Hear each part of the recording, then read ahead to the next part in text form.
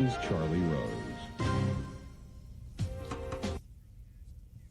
Welcome to the broadcast. We come to you live this evening. Today there was a major terrorist attack on the country. As many of you know, it began this morning at 8:45 a.m. 4 planes were hijacked. 2 of them crashed into the World Trade Center. A 3rd plane crashed into the Pentagon. A 4th crashed in Somerset, Pennsylvania. Here are some scenes of these events, courtesy of CNN. Began just before 9 a.m. American Flight 11 from Boston to Los Angeles crashed into one of the twin towers of the World Trade Center. Then, 10 minutes later, the 2nd plane, a United flight also from Boston to Los Angeles, crashed into the 2nd tower. The twin towers, a symbol of American economic power, stood wounded in the morning sky. Then, they stood no more. Today is obviously one of the most difficult days in the history of the city and the country. The tragedy that we're all undergoing right now is something that we've had nightmares about, but probably thought wouldn't happen. Clearly, this is an attack upon America. It's an attack upon our freedom and our way of life, and we must retaliate and go after those who perpetuated this heinous crime against the people of America. President George Bush, who was in Florida, returned to Washington later this afternoon and addressed the nation tonight. The pictures of airplanes flying into buildings, fires burning, huge structures collapsing, have filled us with disbelief, terrible sadness, and a quiet, unyielding anger. These acts of mass murder were intended to frighten our nation into chaos and retreat. But they have failed. Our country is strong. A great people has been moved to defend a great nation. Terrorist attacks can shake the foundations of our biggest buildings, but they cannot touch the foundation of America. These acts shatter steel, but they cannot dent the steel of American resolve. America was targeted for attack because we're the brightest beacon for freedom and opportunity in the world, and no one will keep that light from shining. Today our nation saw evil, the very worst of human nature, and we responded with the best of America. This is the gravest terrorist attack on the United States since Pearl Harbor, a date President Roosevelt described as one which will live in infamy. This date may be remembered for a long time as well. Many people have predicted a terrorist attack inside the United States, but everyone was surprised by the extent of what happened today. Tonight, the concerns of Americans and many around the world is for the victims and their families. There are more questions this evening than there are answers. Questions such as how many casualties, who did it, how will the United States respond, and what will this event do to the nature of American life? Joining us this evening for this live broadcast are a distinguished group of public officials and journalists. They include General Wesley Clark from Little Rock, Arkansas, former UN Ambassador Richard Holbrooke here in New York, former National Security Advisor to President Clinton Samuel Berger here in New York, General Ephraim Snee of Israel, who was Deputy Defense Minister under Prime Minister Barak and is now Minister of Transportation in the Unity Government of Israel. Also here, Judith Miller from the New York Times, author of Germ, America's Secret War Against Biological Weapons. And from Washington, Democratic Senator John Edwards of North Carolina joins us later, and Steve Emerson, a terrorist analyst and investigator. I am pleased to have each of them here. Tom Clancy will join us also, the novelist, by phone later. I begin, however, from Little Rock with General Clark. General Clark, can you hear me? Yes, I can, Charlie. Tell me what questions that are foremost in your mind as a military man, a man who has served your nation around the globe. Well, we know something about the terrorist network that's out there, but do we know enough? We know that it's composed of hundreds of individuals in dozens of different shadowy organizations that are interrelated. We know they've got base areas in various places. We know that there was a lot of cooperation and work together to pull this attack off, and yet we didn't get any advance warning, apparently, of it. We couldn't break it up. We've got to build a consensus, and then we've got to go after this terrorist organization. Now, just continue for a moment with the Pearl Harbor analogy that's been at the forefront of American minds today. If it is a Pearl Harbor, then Americans are going to be asked to sacrifice to do something about this. And there'll be sacrifices imposed on us, there's no doubt about it.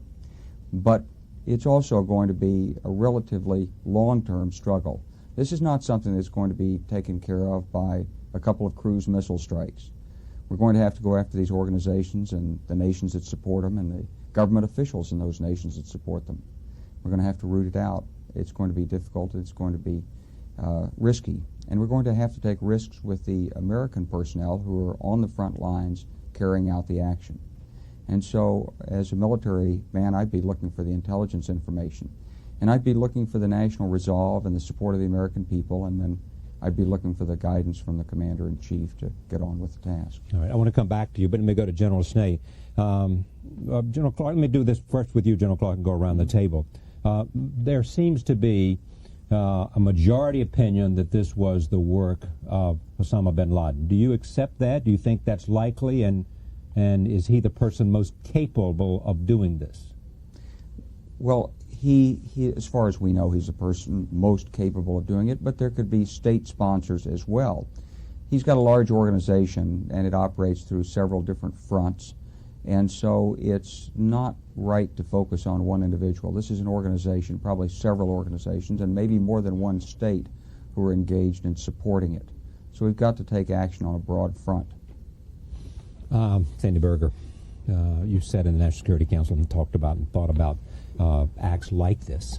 I remember asking the President in the White House, did he expect a terrorist attack, and he said he thought one would come, even though he didn't know when or where or in what manner, and I'm certainly even the President would be surprised, being President Clinton. How do you feel about the likelihood that this was Osama bin Laden, and what kind of decision-making is going on in the White House tonight? Well, we don't know, and I think we have to be careful to not leap to a firm conclusion. Certainly he is the leading suspect in terms of intent and capability. But we also have to recognize, Charlie, that this is a watershed event. This is a major escalation of the terrorist assault against the United States, both in terms of capability and in terms of malevolent intent.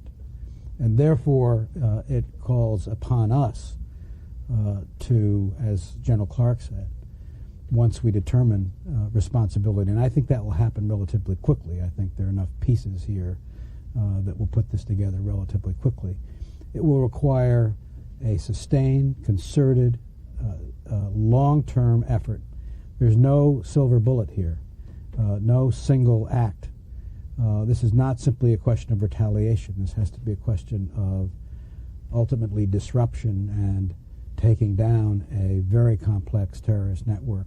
And each act in and of itself of doing that will have its own consequences.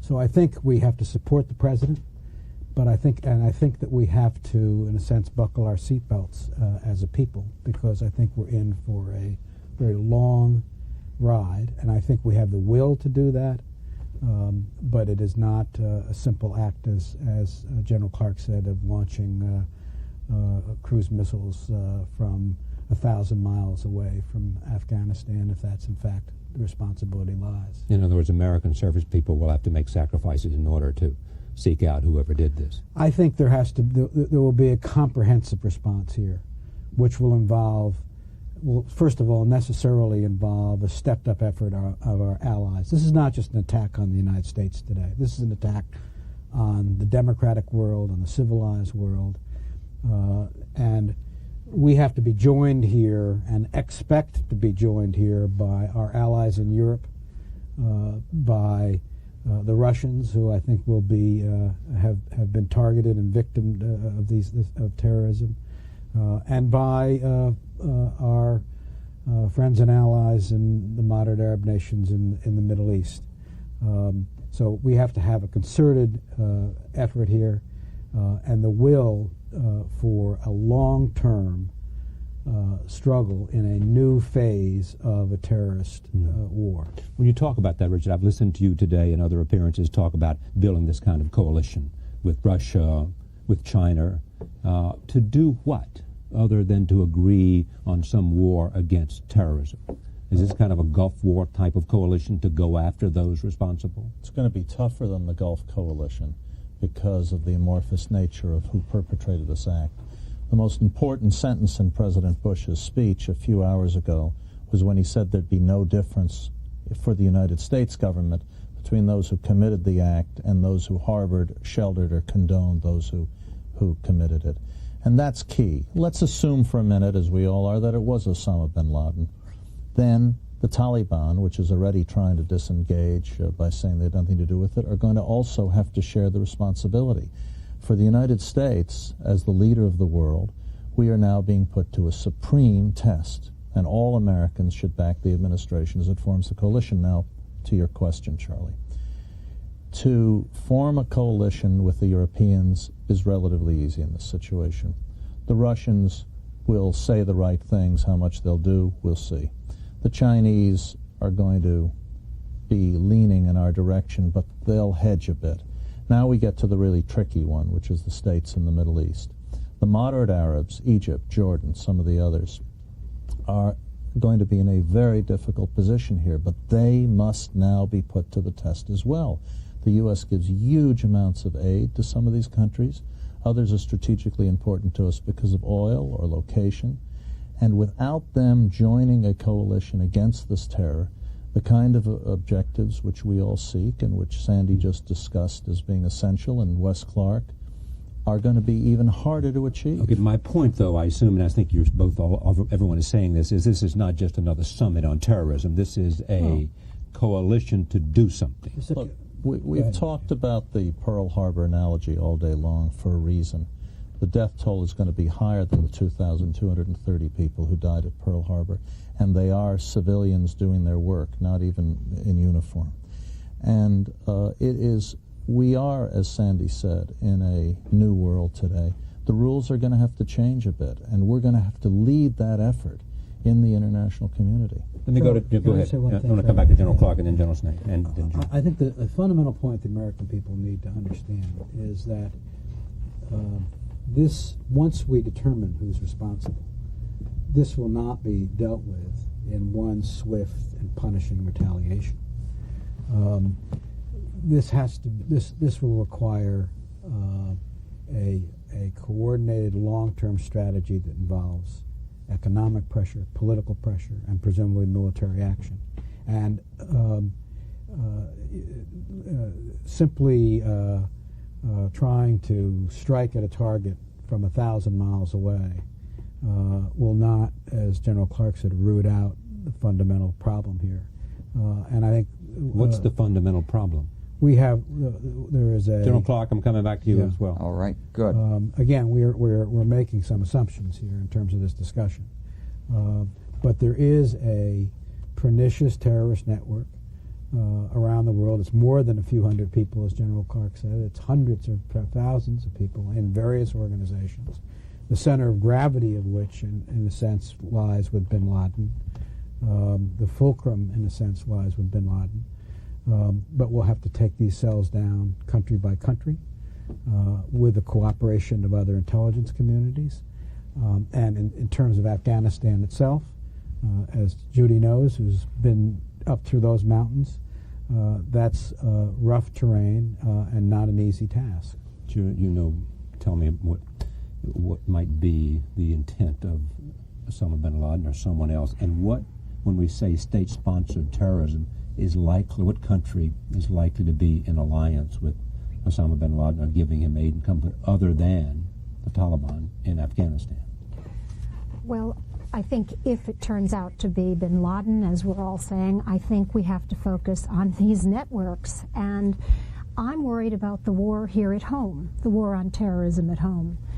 You have some 5,000 militants who have passed through the 12 camps that Osama bin Laden personally controls and finances in Afghanistan. There are approximately 50 to 70,000 Muslim militants who spent some time in camps in Afghanistan who are affiliated with other militant groups that he also recruits from. So the scale of this war is going to be large, and as Sandy and Dick said, it has to be sustained. And I don't think that we've even begun to understand the depth of the problem here, where sleeper agents have been sent to this country where they have been assuming ordinary jobs, appearing to be ordinary people, and who are activated when the moment comes. We've seen this MO again and again with bin Laden's networks. It's not enough to get him. It's not enough to get the men around him, the 4 or 5. You really have to root out terrorism in each and every country, and I just find that an awesomely difficult challenge. General Snee, I want to come to you, but is that what, General Clark, speak to the challenge of doing that if you're not just talking about one man in one camp in Afghanistan? Well, as everyone has said, this is a large network. So picture a dozen or 2 dozen countries, each of which have cells of 50 to 75 people in a half dozen different locations. And they're connected. They're getting information. Someone's providing them passports. They have jobs. They have couriers. They're in some sort of covert training from time to time. That means that you have to share intelligence. You have to go to that country's police and interior ministry and you say, here's what we know. And they say, but he hasn't broken any law in our country. What can we do about him? And you say, here's as much evidence as we can give you. And there's this long, prolonged debate as people grapple with how much information can be given away and can we trust the Interior Ministry in country X to handle the situation correctly. And then if they take him in, will we be able to interrogate, or will they insist they do the questioning and then we won't get the information? And how much can nations really trust? It's about information first, and then it comes to action.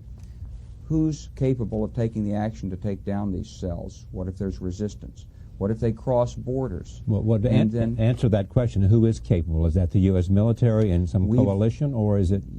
It is the U.S. military, but it's other militaries as well. But we don't like to operate in coalitions with these very small organizations. They're elite, they're specially trained. They operate by habit, instinct, and prolonged training, and they all speak the same language. They have the same drills on our team. The other teams are the same, and so you can't combine them easily. So this makes it difficult to share risks. So there are many things about operating in a coalition like this that are far different from the Gulf War coalition, in addition to which it's going to take much longer. We're talking about law, information, eavesdropping, as well as special operations. And in the information age, information like this is like it's like gold bullion in the age of mercantilism. Governments don't like to share it. Governments don't like to admit they have it. This is going to be a very difficult challenge. It's going to take enormous leadership from the United States and enormous courage from many countries, as Dick Holbrooke said, especially the moderate Arab states, who are going to have to put, to some degree, their control on the line. They're going to have to confront certain elements in the Arab streets in their countries. You think they'll be willing to do that? Do you think they're prepared to do that in Egypt? I think the United States is going to have to work with these countries. Yes, we're going to have to help them, because without their support, we can't truly deal with this problem. General Snee, you know more about having been on the front line against terrorism than most of us. Tell me what you think the United States has to do, and what ought it do in response to this kind of attack. You know, I'm not in a position to give operative recommendations. It's the task of the leadership of the United States. But I can say what are our lessons. All right. As you know, we cope with state-sponsored terrorism of this kind, of suicide bombing, for several years. And the methods that we adopted as surgical operations against those who mastermind and organize the terrorist operation, this is the most effective way. We use it by combination of high-quality intelligence, precisely guided ammunition, airstrikes, and special forces. This is the most effective way. Again, I can speak about our experience.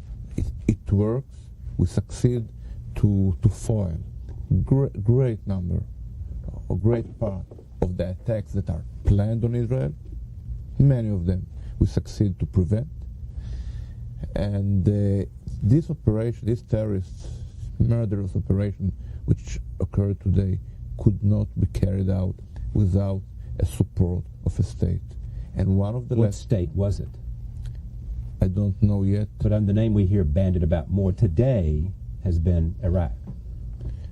There is Richard, a club. yeah. There is a club of three countries. Yeah. It's not very much of them. There are not very many of them. Not to stop the appeasing policy towards the rogue states. It's about time to stop the gentle appeasing attitude towards Iran, Iraq, Afghanistan. It's enough. You said, as we sat down, that this was probably a long time in planning. Long time means what? Certainly weeks, probably months.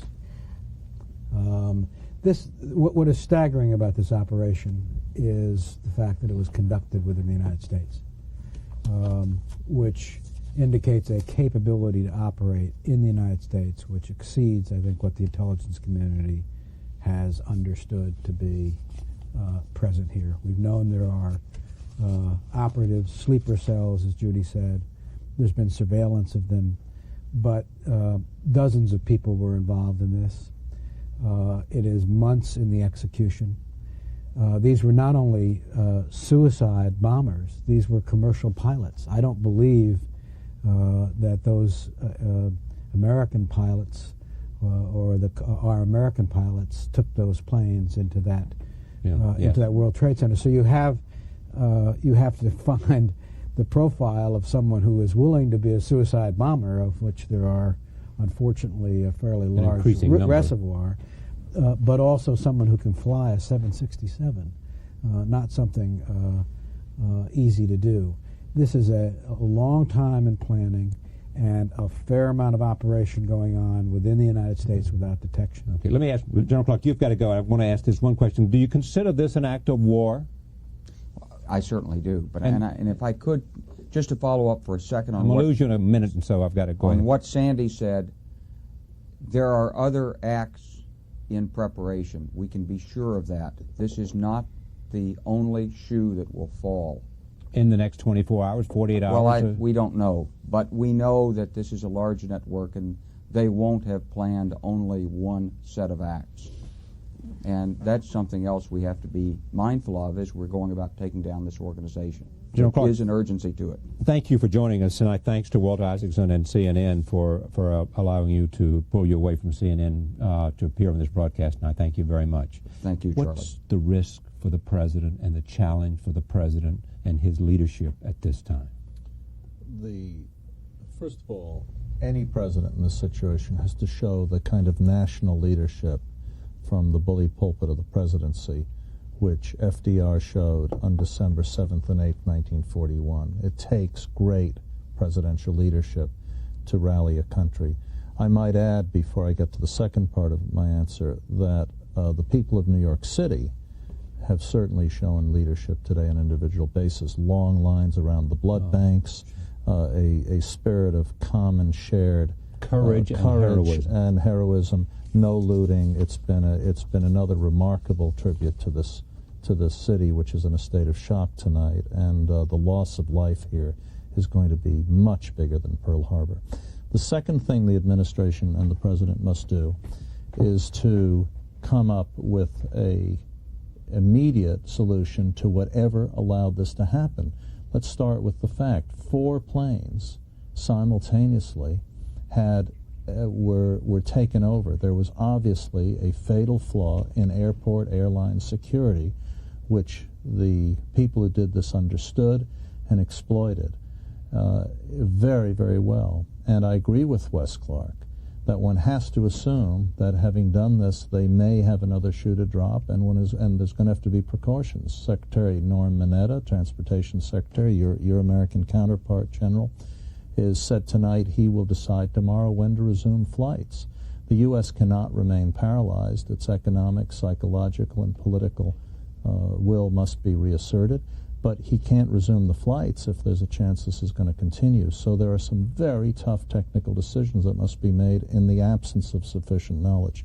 The third thing is international, and as everyone on your panel tonight has agreed, Charlie, it's going to take a long time to successfully turn the tide here. And since we're always talking about Pearl Harbor, let's remember that the setback lasted 6 months, and the turnaround was decisive from June of 1942 on, and we never stopped winning after that. But to be very clear here, this international coalition that we've all talked about is not easy to build, particularly among countries like Egypt and Jordan. We have simultaneously, Israel is facing the greatest threat to its security and safety, in my view, since 1947-48. I, of course, would defer to the general on the historical analogy, but we can all agree that Israel has to be on redoubled vigilance tonight, and we're going to have to be ready for a crisis in which the Mideast situation and our own domestic problems converge into one enormous challenge. And the risk of a backlash, if it's mishandled, will be great. Are you surprised no one's taking credit, Judith? Are you surprised no one's taking credit for this? One of the reasons I think that this may point to the Osama bin Laden networks is precisely because nobody has taken credit. His groups don't take credit. They didn't take credit for Kenya. They didn't take credit for the coal. And as Sandy pointed out, he said weeks, months in preparations. I would argue perhaps even years. When you look at the bombing of the American embassies in Africa, we saw that one of the first scouts was sent to Nairobi to scout out a target in 1993. Well, that was 5 years before the actual bombing of those embassies took place. So we're dealing with a very sophisticated operation here. They went after the same building 8 years ago. Exactly. And who knows, now it begins to look as if the first attack on the World Trade Center might also have been connected to an Osama bin Laden predecessor organization. We have another example. Twice, in 92 and in 94, there were explosions in Buenos Aires. Once in the Jewish Community Center and the other in the Israeli Embassy in Buenos Aires. And till today, no one claimed responsibility. We know that a branch of Hezbollah did it, but they didn't claim responsibility till today. But you know, they have declared a war. I mean, they openly declared war in a fatwa, a religious edict, in February of 1998. And Osama bin Laden, yes, Osama bin Laden and his allies in a camp in Khost in Afghanistan declared a war against American soldiers and civilians and called upon every believing Muslim to kill Americans wherever they may be. Should I accept it as fact that if the United States, knowing what it knew, assuming as we're making the assumption, which seems to be the consensus around the country and in all the things that I've seen today, that Osama bin Laden was involved, do I also make the assumption that if the United States could have found him and could have gotten him, they would have? You had 8 years in Washington. Yeah. I think the answer to that is yes. So why should we think we can now? It is extremely difficult to have what is called actionable intelligence. That is, not only knowing where someone is, but where someone will be 1,000 miles from the nearest body of international water. And so there were points during the Clinton administration where we had intelligence on where he was, where he had been, but never sufficient intelligence as to where he would be for the military to recommend an action, except in the one instance after the bombing in Egypt, when we had information that there would be a gathering of bin Laden operatives, perhaps including bin Laden. And we took action. It turned out the timing was off. I want to do one thing. Tom Clancy, are you there? Sir. Much has been made today about the fact that this is the kind of thing that you might write about. I don't want to address that question, but just give me your sense of what surprises you about this event today. What surprises me is the fact that the whoever planned this operation was able to locate and employ 4 people who are willing to cast their lives away. Why does that surprise you, Tom, when it happens? It happens a lot now in the Middle East. Not 4 at once, and you know it's the most unusual thing for any criminal to throw his life away. Criminals are not by nature courageous people. and to throw your life away, while it may be fanatical, generally fulfills the definition of courageous. Yeah, but not if you And think you're going somewhere better. I'd like to say, if I might, if you'll excuse me, somebody I can't see on TV. So somebody said earlier that where do you get 4 airline pilots to do this? Well, they weren't pilots. Actually, flying the airplane into the targets was a relatively simple operation. Oddly enough, it's something I've sort of done myself with an Air Force flight simulator. At Dover Air Force Base, once upon a time, I played with a C-5 simulator. And one of the things we did was to fly through simulated buildings just to see what would happen to the simulator. But it's not the So the profile, hard part of flying an profile. airplane is taking off and landing. Actually, flying it through the air is fairly simple. So what these guys did to drive it into buildings was not terribly demanding. All right, but listen to what this is. Sandy Berger, National Security Advisor. Sandy. Yes, sir. Tom, I think the point here that I'm making, this is not the profile of the 17-year-old young fanatic With a bomb which strapped to his chest. General Snee is unfortunately all Okay, too well, familiar with. Unfortunately, Mr. Berger, we just don't know yet. It could have been an 18-year-old kid who walked aboard with a yo-yo and looked harmless to the security people at the airport. We just don't know. Well, what we do know is that in previous Osama bin Laden network attacks, the people who helped carry them out were oftentimes very well educated, middle-class people who had gone to college, who were electrical engineers or who were pilots. We know that there are at least 3 pilots who worked for bin Laden's organization. And I think the image that we all have and that General Snee is familiar with of the rabid militants standing on a street corner screaming death to America, this is not the kind of people we're dealing with, and that's another problem that Again, ma'am, that may hard. be true, but this is entirely speculative on this. Absolutely. We don't know yet. Osama bin Laden is like Claude Rains in Casablanca saying, round up the usual suspects. He's simply the usual suspect. But there has been no definitive information linking him to this event.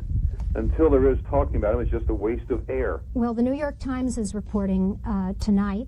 That's and nice. Senator Orrin Hatch said today that let him there finish, was some information pointing to communications, electronic communications, pointing to Osama bin Laden's people. Do you have reason, Tom, you're suggesting that there's no evidence, but do you have reason to believe, based on your conversations, that this is not the work of Osama bin Laden? There's no reason to believe that it is. I mean, you don't just line somebody up against a wall and shoot him because you don't like him. I grant you he's maybe a very disagreeable person, but until we know he is the criminal in this case, you don't shoot him. Okay, but I mean, otherwise you risk wasting a bullet on the wrong person, which doesn't do anybody any good. Yeah. On the other hand, there's the notion if you hear hoofbeats, expect a horse. Well, there's lots of different kinds of horses, Charlie. All right, stay with me. John Edwards has joined us, Senator from North Carolina, Democrat in the Senate. Senator Edwards, tell me the mood in Washington and the feeling for what senators and Congress people might want the president to say and to do. I mean, is there a sense of what kind of resolution the Congress might be called on by its leadership to pass tomorrow? Well, Charlie, I think what happened is the mood in Washington changed over the course of the day. I just dropped my 3-year-old off at daycare and was on my way to the office this morning when the first airplane hit the first tower of the World Trade Center. I got a phone call in my car. And then when I arrived in my office, and I think this was the prevailing mood at the time, there were just lots of questions. What's happening? How is this possible? And I think as the realization occurred that among all of us that what we were seeing on television was in fact reality, that these events were actually occurring. Over the course of the day, I think the mood changed. It went from questioning, then to disbelief, then to acceptance that in fact these things had happened. And I think over the course of the day, a very strong feeling of resolution that we were going to be deliberative about this, but that deliberation was backed up by a feeling of anger, that this was something that was an attack on our nation, that our people were dying, that something was going to have to be done about it. And I think by this afternoon, when a bunch of senators met to talk with our leadership around 5 o'clock this afternoon, I would describe the prevailing feeling in that room, and there must have been 50 to 75 senators present, as one of quiet anger. There were a lot of people who were mad about what had happened, but were thoughtful and deliberative about the process of what the next step needed to be. All right. Let me ask this question of everyone here, including Tom. Does this day change America in some way? Are things going to be different for this country from now on out? General Snell, you've experienced more of this. People in Israel tell me because of attacks there, that the whole country's on edge. Now, this is one series of events on one day. Another shoe may fall, as some have suggested here, but does something change? It seems to me that America today knows for one day what we experienced for several years. The feeling that there is no safe place, that a shopping mall, a restaurant, a bus station, a railway station may turn in a moment to a target of a suicide bomber. This feeling prevails today in the United States, and I know that it takes a great deal of resolve and spiritual forces to stand against such reality if it takes a long time. I would like to refer to one professional point that you made. We discuss a lot who did it. Nobody knows. One thing is very clear. A very serious, concerted intelligence effort is needed now to know who behind it, who sponsors it, and it takes a very sincere and professional cooperation of the intelligence organizations of all the Western democracies. Charlie. Okay, that raises an interesting question. Go ahead. I'm sure everyone will agree with this. This is an enormously strong and resilient country which has faced challenges of monumental proportions before. The world now is watching us as to how we will respond to this. There should be no question, number one, that everyone will be united behind the president. There should be no question, number two, of our resoluteness. But while I think the landscape of international terrorism has changed, we cannot let this corrode the fabric of American society, or the people who did that today prevail. And so while there are a whole series of things that have to be done in terms of security, in terms of precaution, in terms of intelligence, in terms of a strategy for dealing with this, we cannot let fear become the dominant, self-fulfilling prophecy here, which dictates how we live. But it also demands, I would assume. If I can jump in at this point, It also, Charlie, go ahead. Who is that? This is Clancy. I'd like to agree completely with the last statement.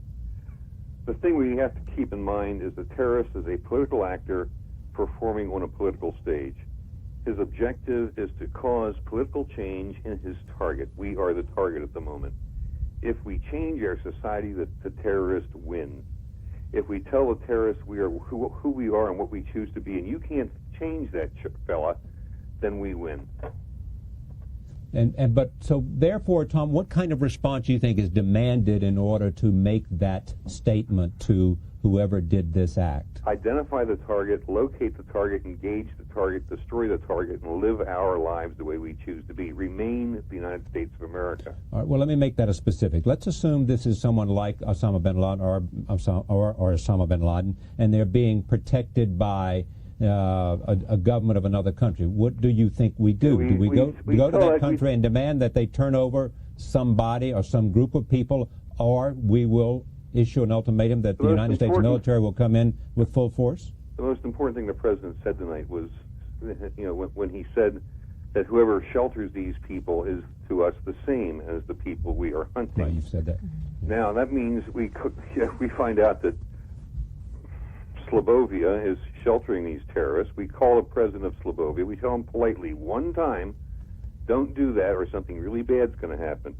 If he does not heed our words, the bad thing happens. And what's the bad thing, though, Tom? I mean, that becomes just... We destroy things that he doesn't want destroyed. We hurt his country for committing an act of war against the United States of America. Committing an act of war against the United States of America is a dangerous thing to do. It carries a heavy price. All right. We make people pay that price. All right, Richard, and then I want to go to John Edwards. I also was going to raise the question. I was very struck by what John Edwards said earlier about the mood in Washington over the day, and I just wanted to ask Senator Edwards where he thinks the administration is going to go in asking Congress. They're going to need new funds, John. They're going to need legislation. Have they indicated to you yet where they're going, and what do you think Congress is prepared to offer to them? Well, Mr. Ambassador, first of all, we've not heard from the administration yet, and I think understandably so, precisely what they'd like to see us do. I've heard some of the discussion over the course of this program by you and other panelists, and I think you're exactly on the right track. And as I think you and I have already discussed in the past, this issue of terrorism, of course, is the greatest national security threat we face in this country today. There are a number of us who've been working on this issue. We've actually been in the process of drafting legislation aimed at accomplishing a number of things. Number one, establishing terrorism as the kind of national security priority that it should be. Number two, making sure that the federal agencies who are involved in this are adequately and properly coordinated in their activities. Number three, making sure that the institutions who are involved have the authority, the legal authority, to do what needs to be done. I've heard the discussion in this program, and we've talked about in the past, the building of coalitions internationally to deal with this issue, because we're going to need partners around the world to make this process work. But I think the single most important thing is for the American people and our government to recognize what an enormous priority this needs to be. And I have to say, Charlie, and you may have discussed this, and I apologize if you have, but I think the will of the American people will become stronger as we go forward, because they watch this devastation today. But what's going to happen as we move forward through this thing is all of those people who lost their lives and who were injured at the World Trade Center and here at the Pentagon, brave Americans who were totally innocent in this process. This is going to become a very personal thing for the American people. And the American people are going to respond in a strong and personal way. And I think they're going to expect their leadership to do what's necessary to ensure that this sort of thing does not happen again. All right, let me go to Steve Anderson. But then what actually are you going to do? I think the American people recognize that this is a threat. We've got 10,000 plus dead American citizens. What action are we going to take, sir? What are you going to vote for? What are you going to authorize? What are you going to fund? Well, I think the starting place is to do the thing. First of all, there's an immediate response to what just occurred, and then there's a long-term issue, which is the issue that I've just been discussing. Long-term, we have the national security threat of ongoing terrorism. There are multiple things that need to be done in connection with that. Those are the things. What are you going to do? Those are the things I just talked about. Putting more resources in our counterterrorism activity, making sure that the things that need to be done are in fact being done, making sure that the federal agencies who are involved are working together, making sure that they have the authority to do what needs to be done. Senator, making sure you're not doing anything. You're just talking. What are we going to do? What action are we going to Tom, take? I think what he is saying is give the people that are responsible for this in the executive branch the resources to do it, is what his answer has been. And Charlie, if I can add to that, that has to do with the long-term issue. And by the way, I think the building of these coalitions internationally are also a critical component. In addition to that, we have a specific response to these particular instances, which is to identify who did this and go out and hold them responsible. I've got to bring Steve Emerson in. Steve Emerson, tell me what you know and what you have learned today and what you have heard and what, based on all the things you have known before, what perspective you have on this. Well, you'll bear with me because I have not been able to listen to what's transpired before in the program, but clearly the lead indications are at this point, based on intelligence assessments, is that there was really only one group led by Osama bin Laden that had the capability, the wherewithal, the motive, and who had evinced publicly his determination to carry the war into the United States. As of June of this year, he made a statement saying, I'm going to take the war into the United States. Number two, there is now an assessment of the cockpit tapes and the transmissions between the pilots and the radar stations on the command stations on the ground. That will help determine what went on during those precious few minutes before the planes were exploded into the Pentagon as well as the World Trade Center. I'm asking, have you heard anything from sources you might have about any of that today in terms of either statements that bin Laden might have made specifically, even though we have made clear that no one yet has the evidence that connects him to it, that suggests he was saying something specific might happen on this date, etc.?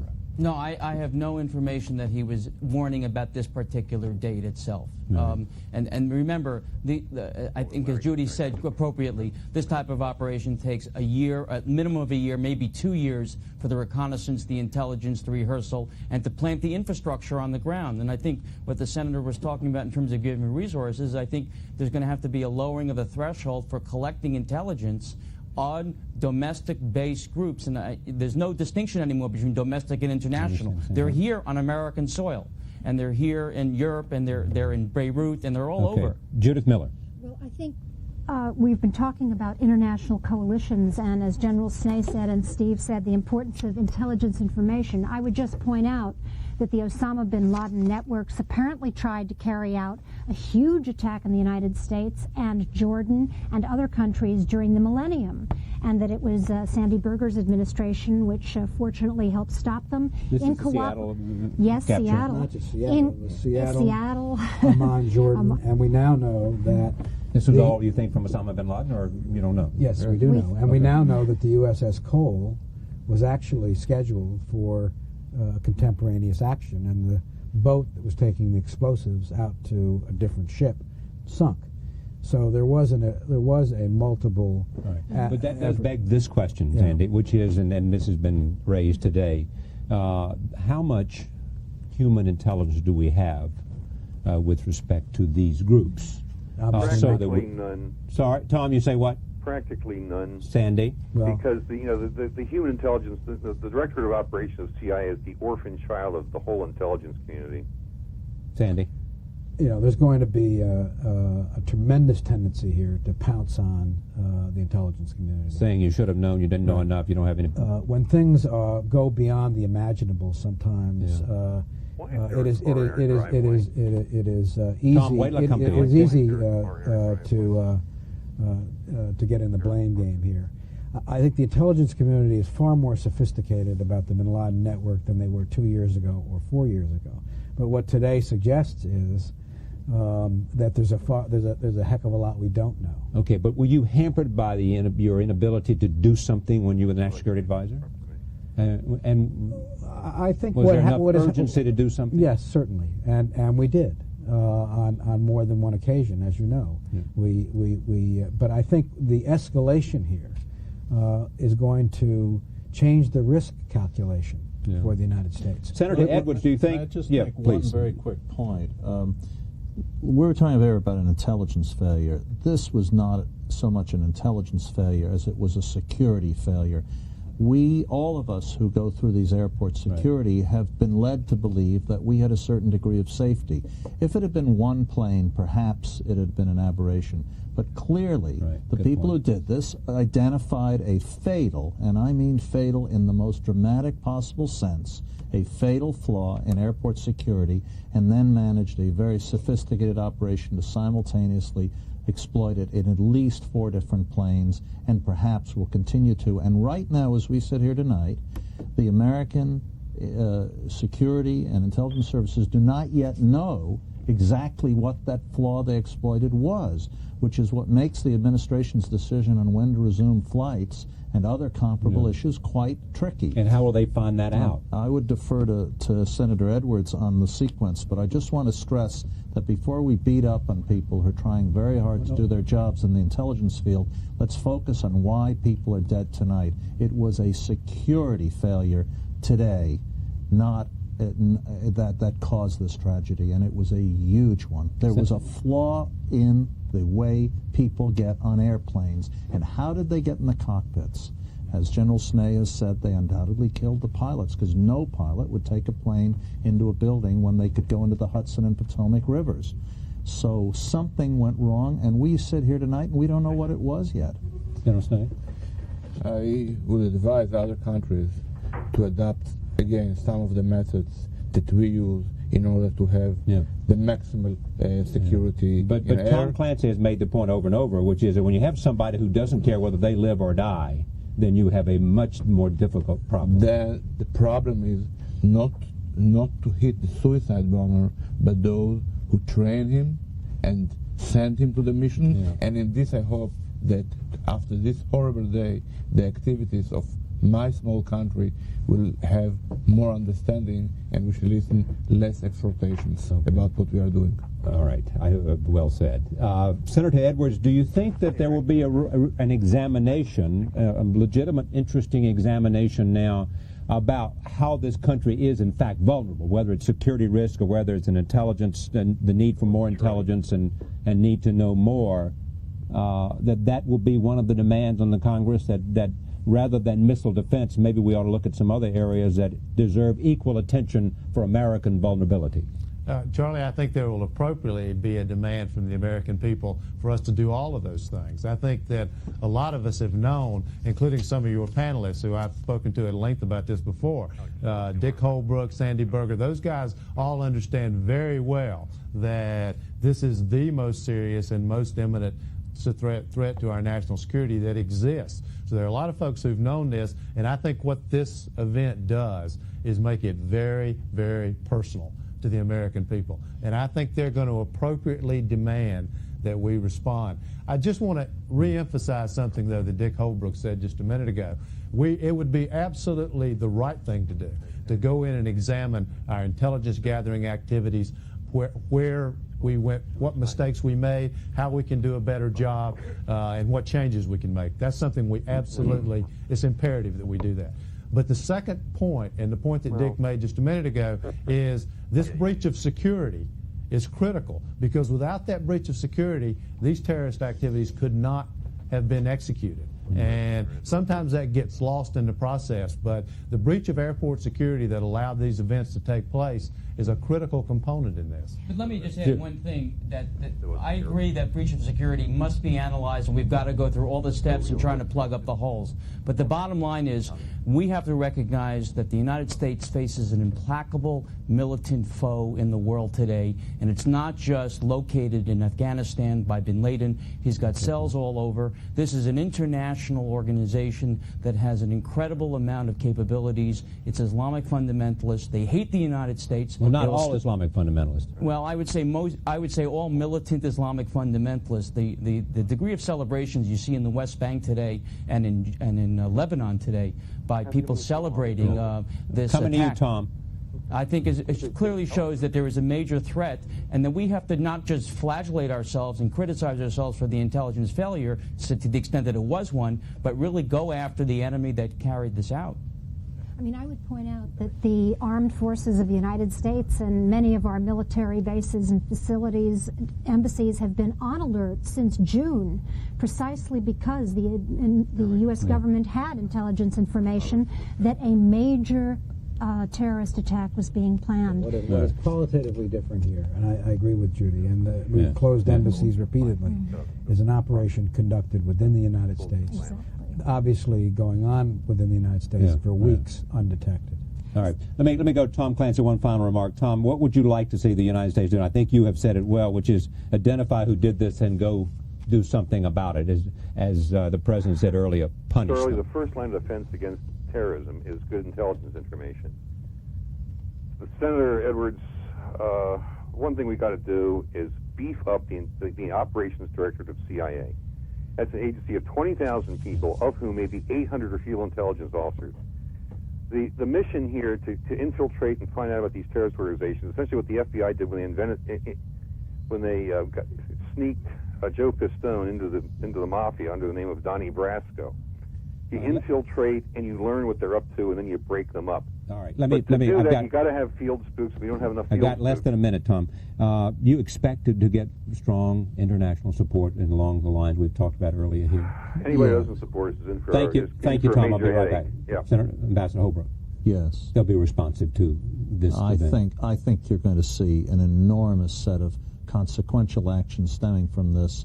And if the United States shows the leadership that we can show, should show, must show, we will get support, but not 100%. There are going to be some people in the Mideast, some of Israel's neighbors, who are going to not come all the way. But, of course, ultimately, they will be consumed by the same forces of militancy unless they stand up. And both Egypt and Saudi Arabia are afraid of just what Sandy's talking about. Egypt and Saudi Arabia. Sure, that they'll get overwhelmed. They'll be consumed by the same forces that were on attack here. Sure. Senator Edwards, do you expect some kind of sense of the Senate to come out tomorrow or the next day?